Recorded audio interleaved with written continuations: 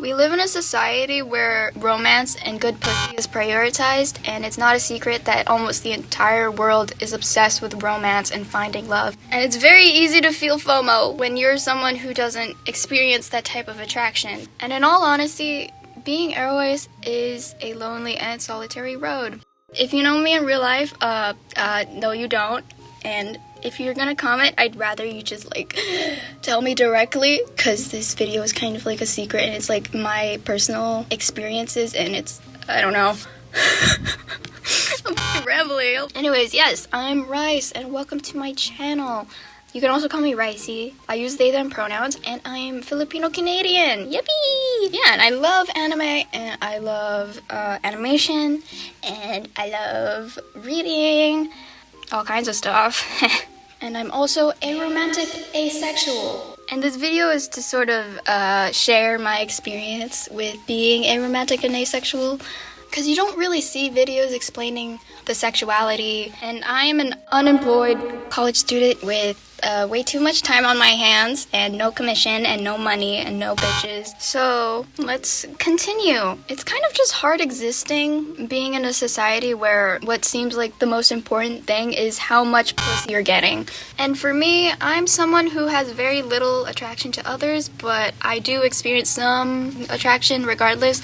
So I can admit that I've had crushes in the past, even if they were a bit shallow. I know it can be kind of confusing and contradictory when I say this, but I'll try to explain it the best that I can explain it.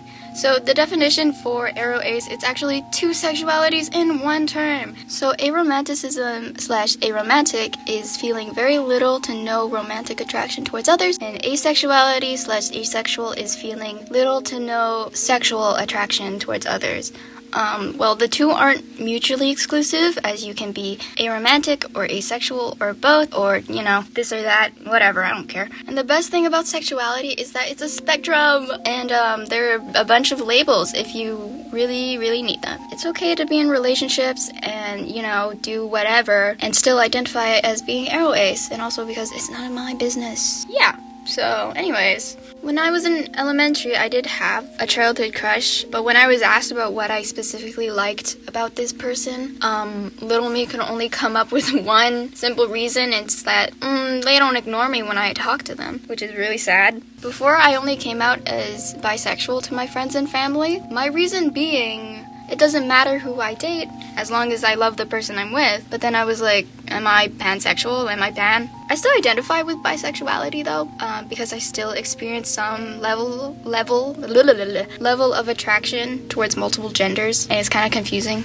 and But I think there's beauty in figuring out who you are as a person. And in my 20 years of existing, I've only ever gone on one date, and it was in 10th grade. It was with someone I didn't really know very well. And at that point in my life, I was starting to feel a lot of pressure to have some sort of romantic experience because I was feeling very left out from my peers, and I kept thinking that there was something inherently wrong with me. Looking back now, I really can't help but feel like I made some sort of mistake, because during the date, I just had this feeling of unease in my stomach. It just all felt very wrong, like I wasn't supposed to be in that situation. So when the date was finally over, I was like, yippee! So what I ended up doing is making this mental list of pros and cons about this person in my head, and still wondering why I still wasn't attracted to them. When they asked me on a date to go see this movie I really wanted to see, I said yes. They were very sweet to me, doing all the right things, but still, I just couldn't. But because I was so unsure of myself, I sort of just let it happen, and I even encouraged some of their advances. Kind of felt like I was holding myself to gunpoint, because I thought, well, I had to. I had to return all the investment they put towards me, all that effort I never really asked for. This person has spent so much time and effort and even money on me, and I can't even feel good about it. I'm horrible.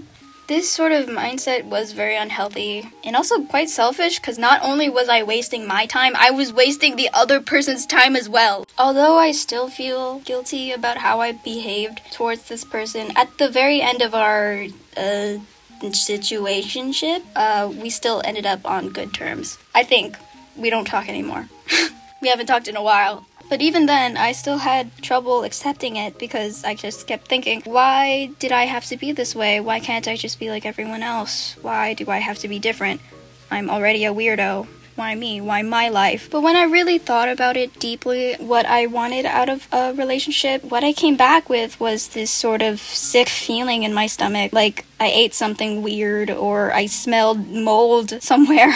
It just didn't sit right with me. So when I came to that realization, it was easier for me to accept the fact that I'm, in fact, aromantic and asexual. If I had to give little me some advice, it would be don't let others tell you how you should feel. Don't let others make the important decisions for you. And especially don't force yourself to feel something you can't really feel, or else you'll be wasting everybody's time, including your own. This is your life. You should get to live it with the best version of yourself. Because you only have yourself. At the end of the day, it's just you and only you. It really shouldn't matter how you feel towards others as long as you treat others with mutual respect and empathy. Unfortunately, there's still a lot of queerphobia and discourse surrounding AROACE individuals, even by those in the queer community. And it's very sad to see. We should all be supporting each other, especially now since the rise of transphobia, and there's already been so much acephobia, and aromanticism just gets no attention. So I guess this is also why I feel the need to make this video anyways. And in my personal experience, people kind of treat me like I'm a baby. Like, because I'm AROACE, I don't know what being freaky is, or like, you shouldn't talk to me about sex or like relationships because, you know, my little baby ears can't handle it. When really that's not the case. In fact, asexual people are some of the freakiest motherfuckers that I've ever witnessed ever. Anyways, the way people react to asexual and aromantic individuals, it's just weird. Like, it's not a personal attack because somebody doesn't want to fuck you or fuck with you. It's okay. It's not personal. It's never personal, actually. And if there's one thing I'd like my beautiful, gorgeous specimen of a viewer, it would be, please just let people live how they want to, as long as it, you know, it doesn't like hurt people and is harmful and is toxic. But if it makes them happy, I would say live and let live. And if you disagree by saying, actually the Bible says, you will immediately lose me and I will block you. Please do not come to me arguing with me on something that is unrelated. Anyway, this is the end. If you can relate to anything I've said in this video, please comment or DM me. I'd be so happy to like discuss on what it's like being AROACE. And yeah, it's a very lonely road, but you know what? That doesn't mean we actually have to be alone. Thank you for watching, and if you like this video, please subscribe. If you hate this video and you hate me, I will still be posting OC content, and you can find me with the same username on Instagram or TikTok. Anyways, thank you for watching. Bye! You can go now. You're free. Yippee!